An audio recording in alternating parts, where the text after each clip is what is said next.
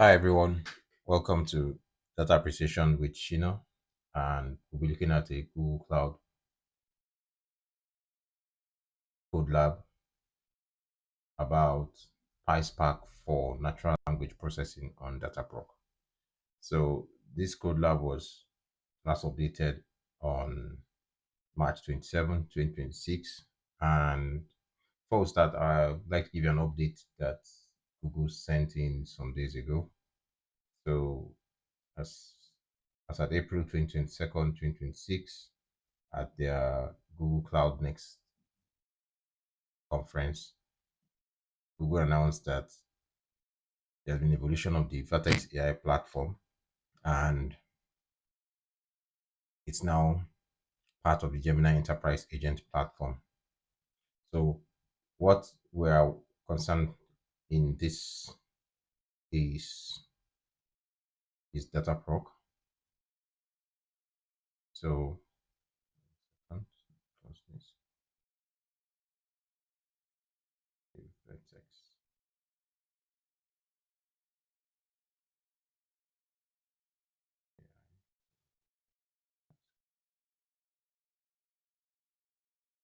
So, what we're concerned about in this is Dataproc. So, Dataproc,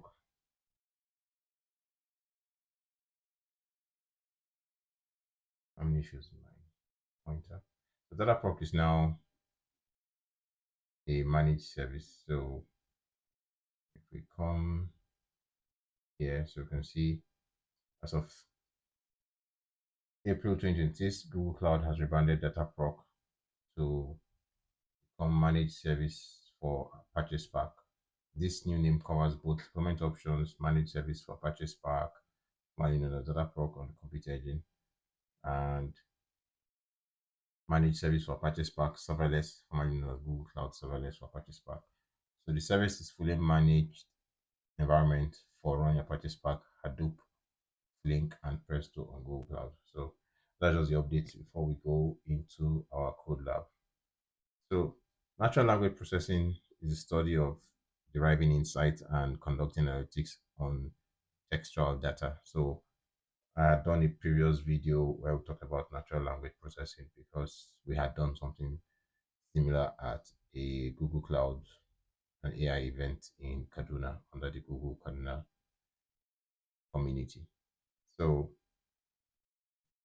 now, as the amount of writing generated on the internet continues to grow, now more than ever, organizations are seeking to leverage their text to gain information relevant to their businesses.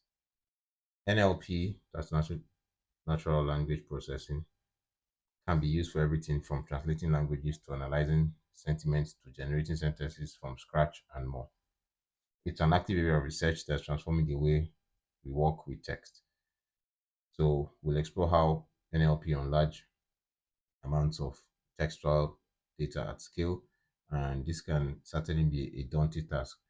So, fortunately, we'll take advantage of libraries of Spark MLlib and Spark NLP to make it easier. So, our use case this is our use case. So, a chief data scientist of a fictional organization, food corp, is interested in learning more about trends in the food industry. So, our approach is doing this is through the NLP method known as topic modeling. So topic modeling is the statistical method that can identify trends in the semantic meanings of groups of documents. In other words, we can build a topic model on our corpus of Revit posts, which will generate a list of topics or group of words that describe a trend. So to build our model, we'll use an algorithm called latent Dirichlet allocation, which is often used to cluster text. An excellent introduction to LDA can be found here. So there's a Medium article on this, which I'll put the link in the description for this video. Now, next, we would look at creating a project. So if you don't have a Google account or Gmail app, you must create one. So, and then after that, you sign into Google Cloud Console and create a project. That's a new project. So we already have a new project. or a project group we're using. And remember, that project should have billing enabled. Now, the PySpark BigQuery and the Spark NLP code labs will explain cleanup at the end. So we have the Spark and NLP code labs that will explain things at the end. So I'll just open this down in new tabs. Have a look at them. We have, so we're still where we are. So let's continue. So new users on Google Platform are eligible for $300 free trial, which I have exhausted mine already. So we would go to, let's create a new tab. Then I'm going to Google Cloud console, cloud, google.com. So we sign in. So wait for the sign in prompt. I'll go to my console. So once sign in, you can see your profile icon on the upper right. So the next thing we're to do is to navigate and select the API manager from the drop down. That's API and services. We'll click enable APIs and services. So navigation, API and services, enable API and services. So you remember that you can see that there are some interface changes. So the Google team is always updating it. So but we know where they are because we've been around it for a couple of weeks. So we have been going through it. So let us now go to enable API and services. So it takes us to the API library. So in the API library, we have to search for compute engine. So we search for compute engine and then we'll click on Google Compute Engine API. So we take compute engine. So I prefer to copy, but it's best to type. So let's just type it in. Compute engine. Let's see compute engine API. You can see right here, compute engine API. So we click on it. So next, we would enable, and once enabled, we'll click the arrow pointing left to go back and search for Google Dataproc API. So we enable this, and then we'll go back to search for Google Dataproc AI. So remember what I said about Dataproc. So let's see if they kept something to link it.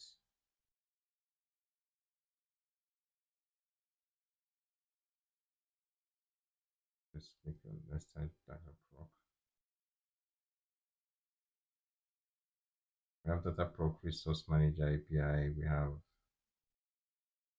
Cloud Dataproc Control. So let's see the exact. We have Google Dataproc API. So this one should look like a record. Manages Hadoop-based clusters and jobs on Google Cloud Platform. So let's go.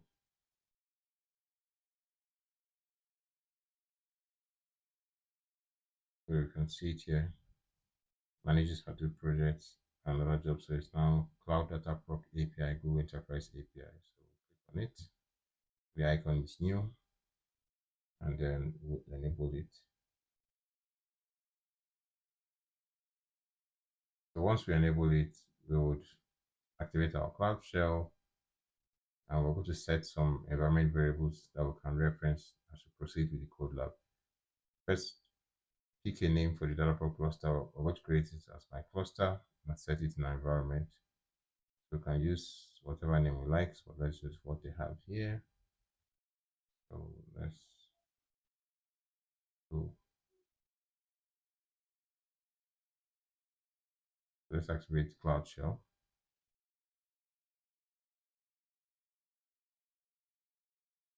So you authorize Cloud Shell.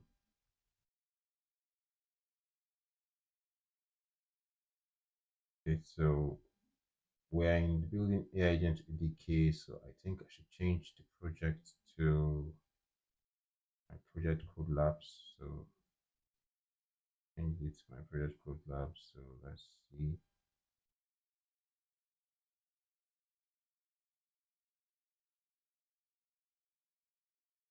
Let's close this.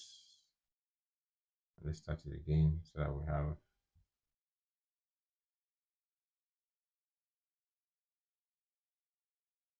our Cloud Shell. Okay, so it's my project code lab. So that's what I just wanted to make that correction. So I have billing on the other account, but we just wanted to use this so that we stick to project for code labs. So now we're going to create a cluster name. Created it.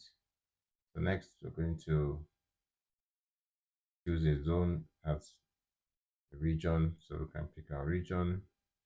Yes, this one. So I remember I had one of the code labs where I had used a region other than US, and we had a challenge with quota. So we're using this because we probably believe there's more quota allocation for this region. So next, we're going to need to set the source bucket that our job is going to read from. We have a sample data available in the bucket that is VM ready, but we'll feel free to use data generated from PySpark processing. So let's use a new tab and have a look at it.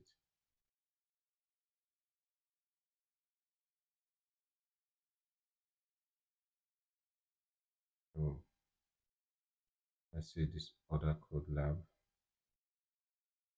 The processing because so we haven't done this, so that video will do this. So let's just use this bucket name.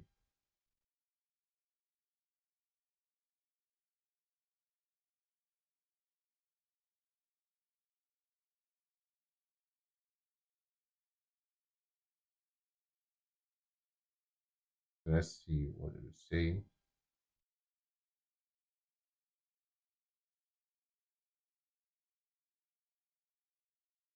So we're creating a bucket name, which is VM Reddit. So next, with our environment variables configured, let us run the following command to create our Dataproc cluster. So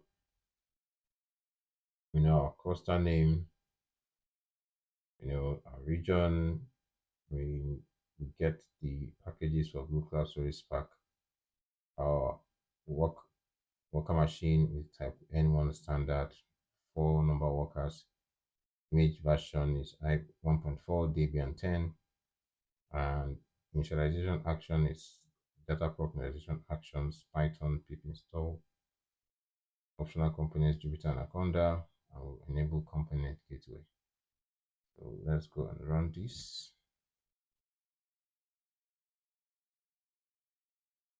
It's running, and just give it a few minutes, seconds, and it's done.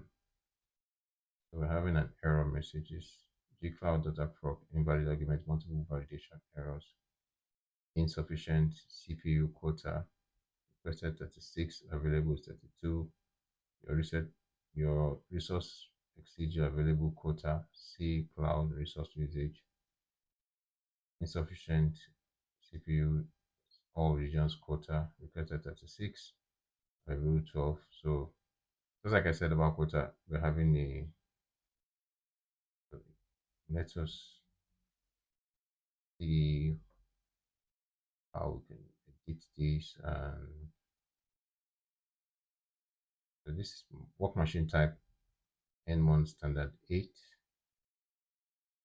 So let's see.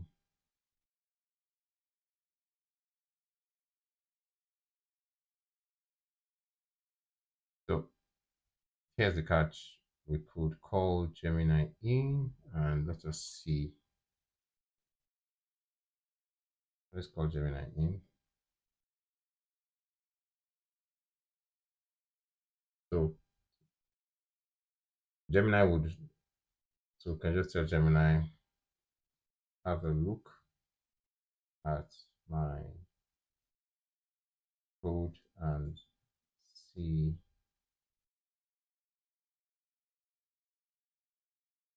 the last error. So definitely Gemini will definitely see our error. It's assessing the project. It's seeing,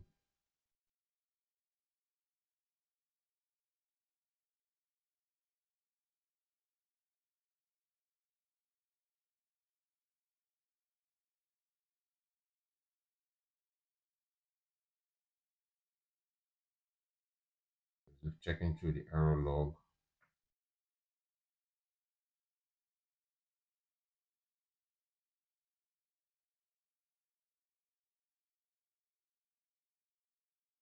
They're seeing all the past projects. So I would have wanted to cancel this, but I think it's almost done.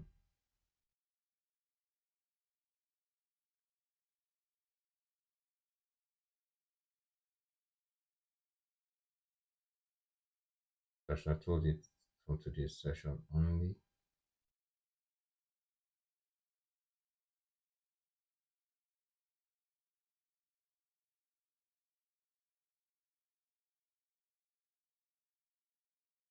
The shower of educate could lab.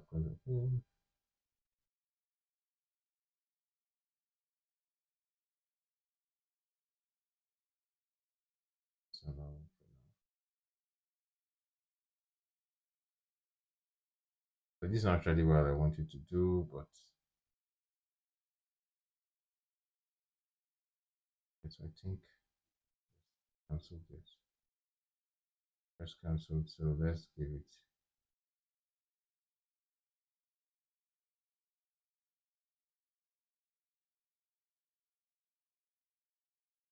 So it's not investigating the command.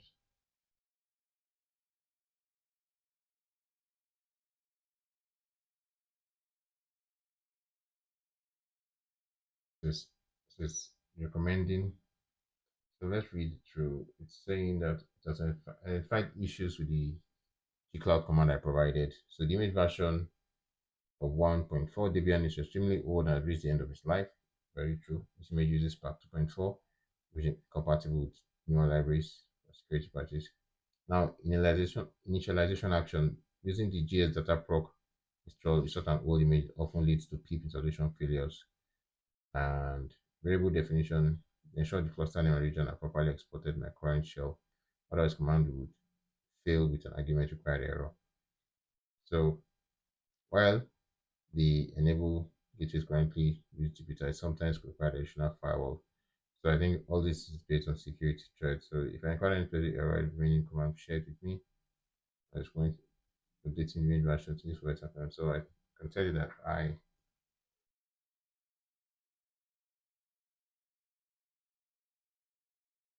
don't have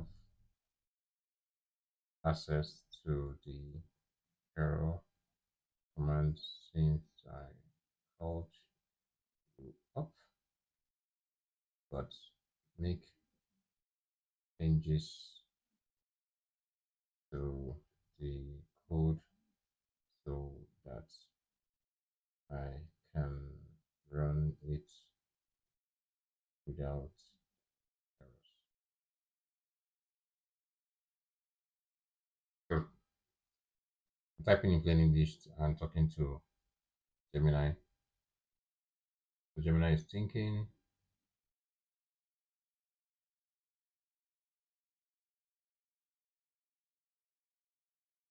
So it has updated the image version, the packages.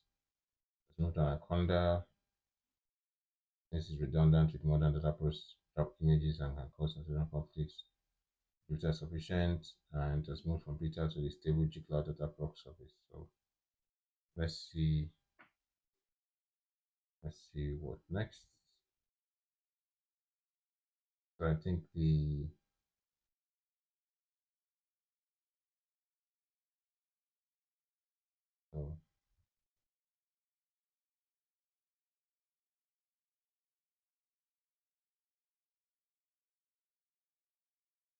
run it.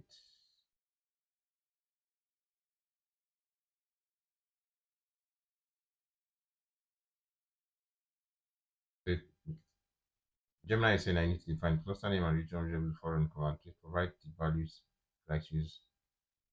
Example, my cluster and US Central one, or let me know if you like me to generate default ones for you. So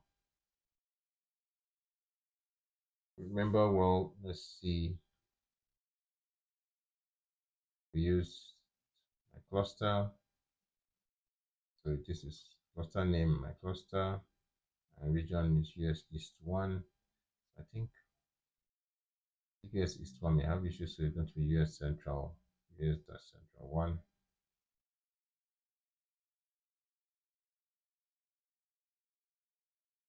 And so let's use US Central 1.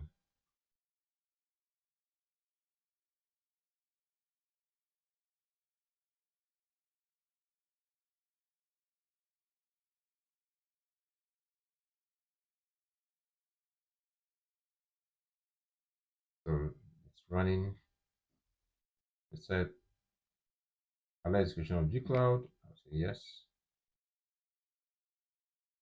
The cluster has been started in the background. So let's take 5 minutes. You can check the status at any time. So G-Cloud Dataproc cluster has described my cluster region and US Central 1. It's running in the background. So the next thing we're to do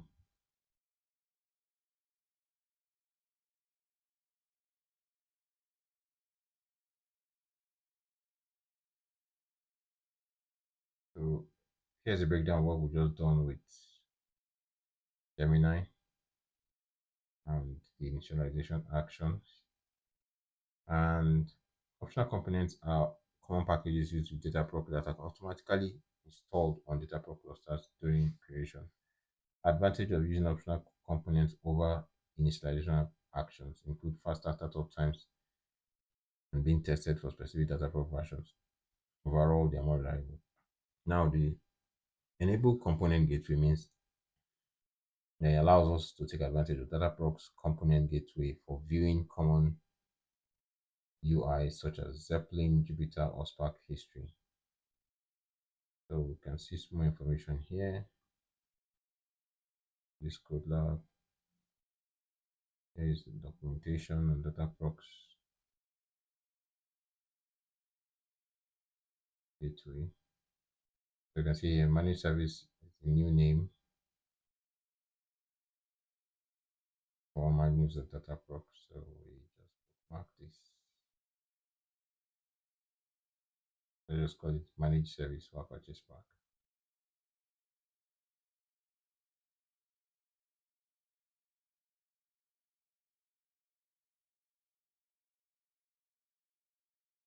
Done. Okay, so let's go back to now. Next, we're going to run the following command in Cloud Shell to clone the repo with the sample code and change directory into the correct directory. So let's see.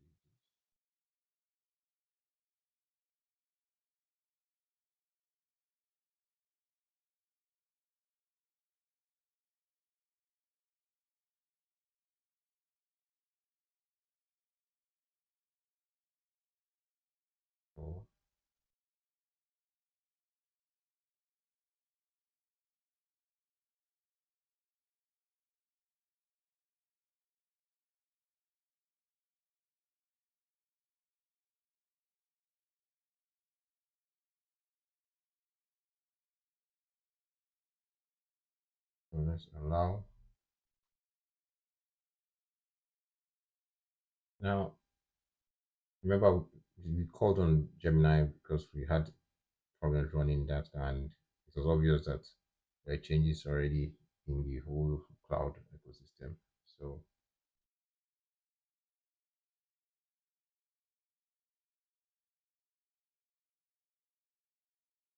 the web processing URLs and instruction from prompt.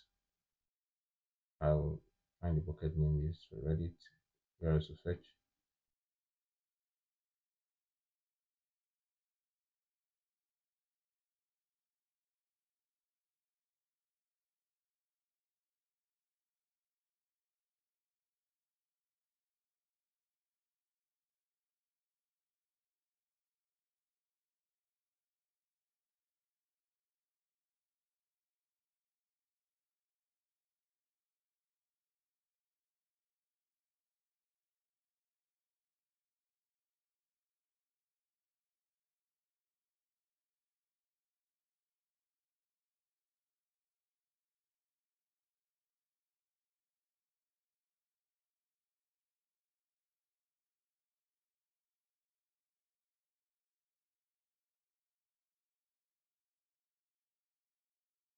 So getting a CPU quota,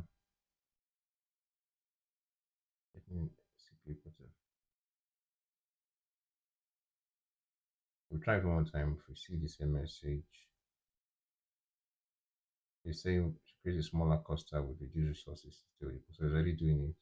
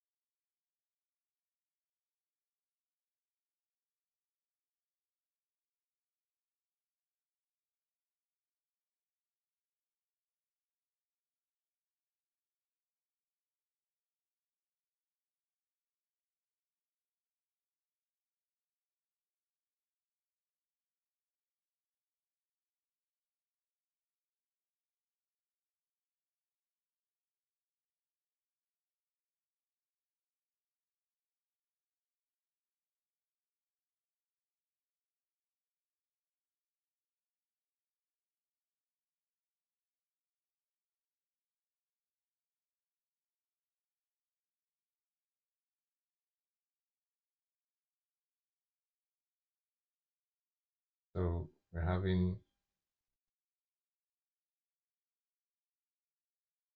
Gemini.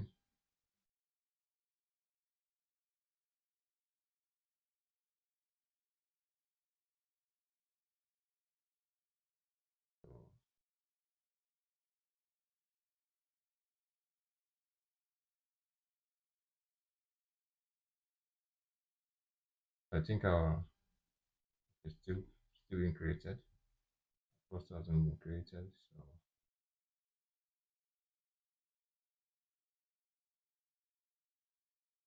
So next we're going for Spark MLlib. So Spark MLlib is a scalable machine learning library written in Apache Spark.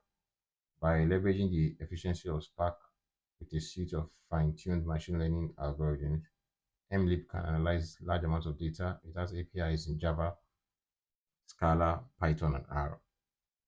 In this code lab, we specifically focus on Python. So MLlib contains a large set of transformers and estimators. A transformer is a tool that can mutate or alter your data, typically with a transform function, while an estimator is a prebuilt algorithm that can train your data on typically with a fit function. So examples of transformers include tokenization, that's creating a vector of numbers from string of words, one-hot encoding, creating a sparse vector of numbers representing what's present in a string, and we have stopwatch remover. So let's just look at something detailed about tokenization. So just like here, we see tokenization process of placing sensitive data like credit card numbers or PIN with non-sensitive unique digital identifier called token.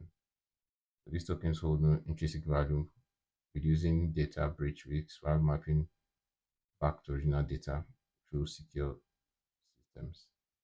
So the next thing we have is one-hot encoding. So one-hot encoding is a data preprocessing technique that converts categorical data into a binary format, zeros and one, by creating new binary columns for each unique category. And stopwatch remover.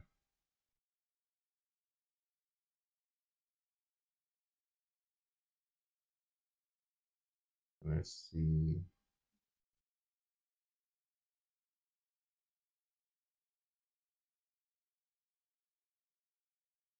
So stop-word removal in NLP is a pre-processing technique that eliminates frequently occurring words. Example: the, a, is, in that carry little semantic meaning. It reduces noise and decreases dataset size and speeds up computation. Common libraries for these tasks include NLTK, space C, GESIM, and allowing filtering based on predefined lists. So let's see if okay, Gemini is almost done.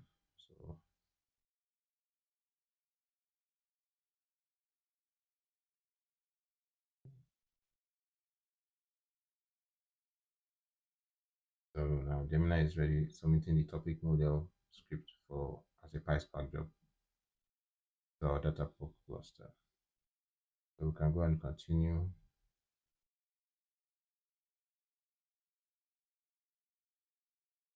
So examples of estimators include classification.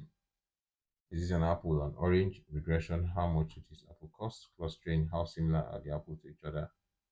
Decision trees, if color is orange, then it's an orange. Likewise, apple dimensional reduction can remove features from our dataset and still differentiate between an apple and orange.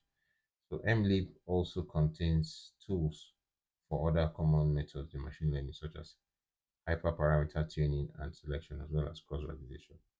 So additionally, MLlib contains the pipelines API, which allows you to build data transformation pipelines using different transformers that can be re-executed on. Now,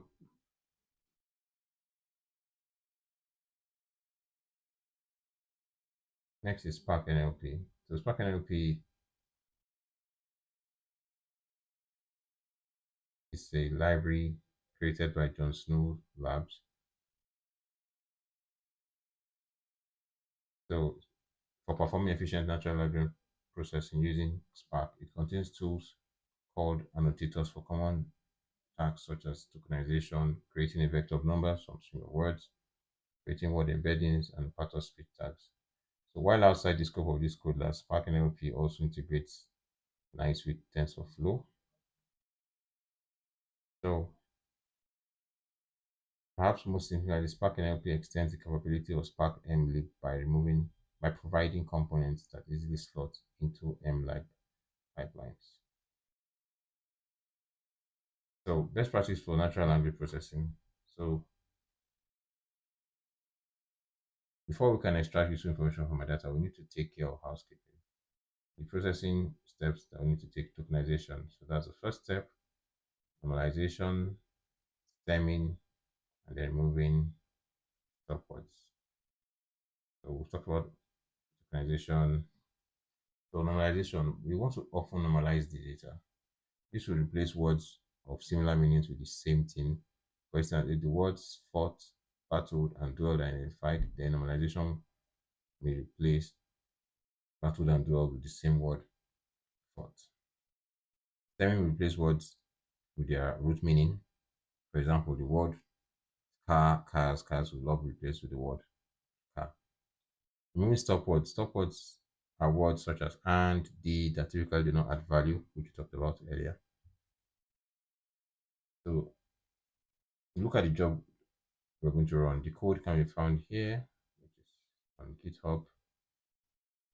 So we'll spend some minutes reading through it and then the associated comments to understand what is happening. We'll also highlight some of the sections below. Okay. How long is it? So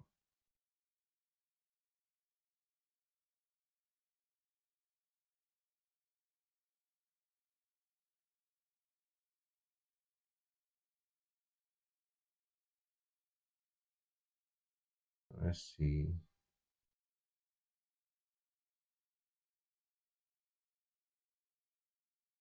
Okay, so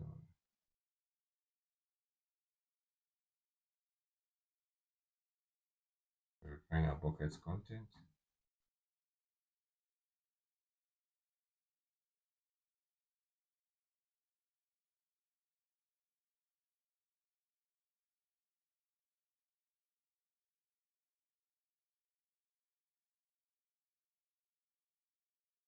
discuss how about we failed the update on Dataproc. We're having to go over what we started over again.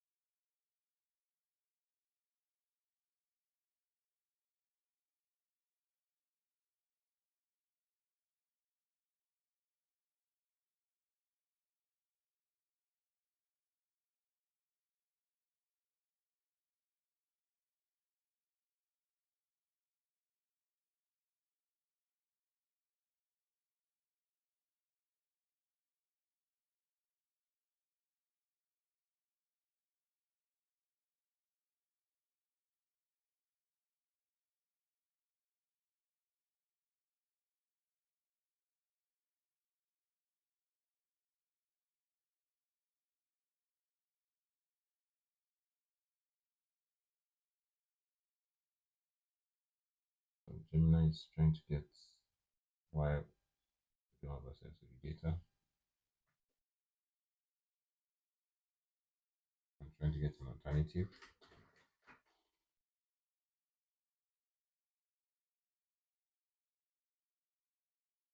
Let's wait. Get an alternative.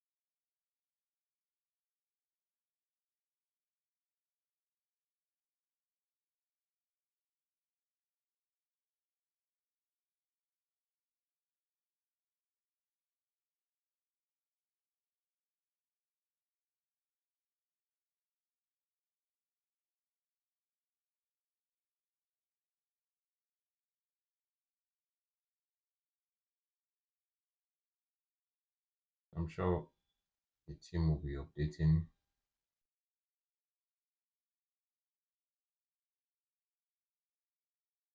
and reports take from setting up my environment.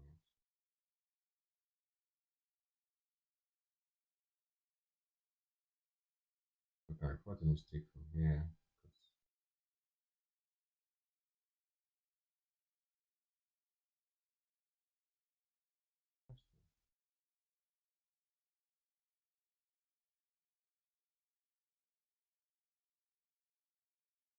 I'm going to report this on in GitHub, but GitHub link is down.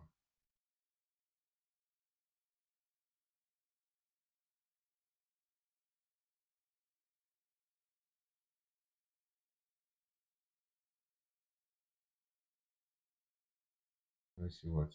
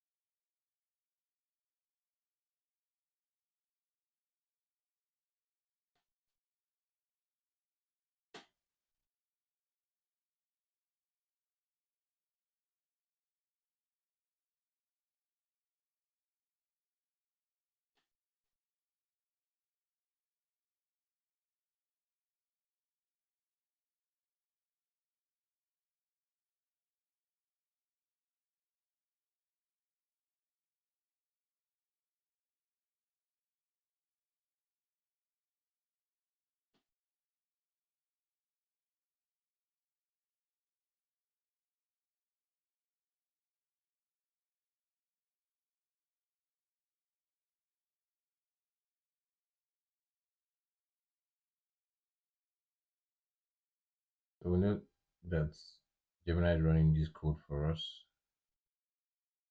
And remember, this command allows us to leverage Dataproc's API. By including the command PySpark, we are indicating the cluster to which the PySpark job. So supply the cluster name. For our case, Gemini supplied us cluster name, and the optional parameters for those are available here. Copy link to, and the name of the file containing the job. So in our case, we're providing the parameter properties which allow us to change various properties for Spark, Yarn, or Dataproc. We're changing the Spark property packages, which lets us inform Spark that we want to include Spark NLP.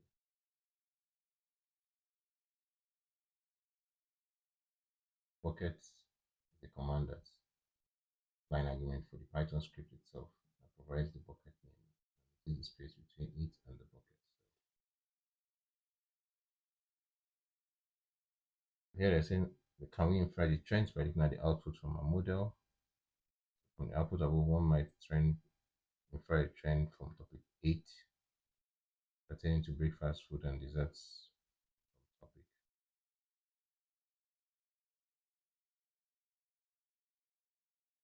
So to avoid unnecessary charges, we would create the cloud storage buckets for the environment that we created and delete the Dataproc environment. So that's part of cleaning up.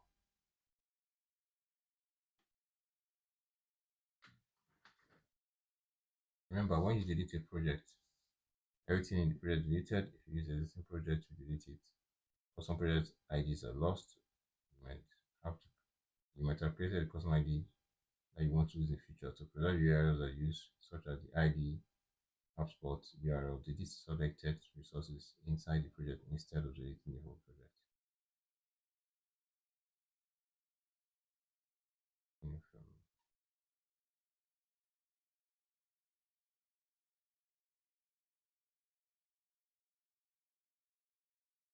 Okay, so Gemini has completed the job and it has resolved issues on quota, data availability, and library compatibility. See, the output shows identified topics from the sample data. So Gemini gave us sample data. The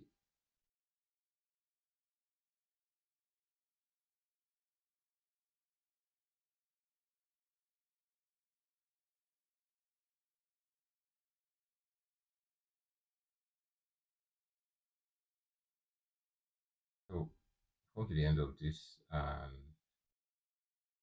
we're also saying that Gemini has done a good management of our information.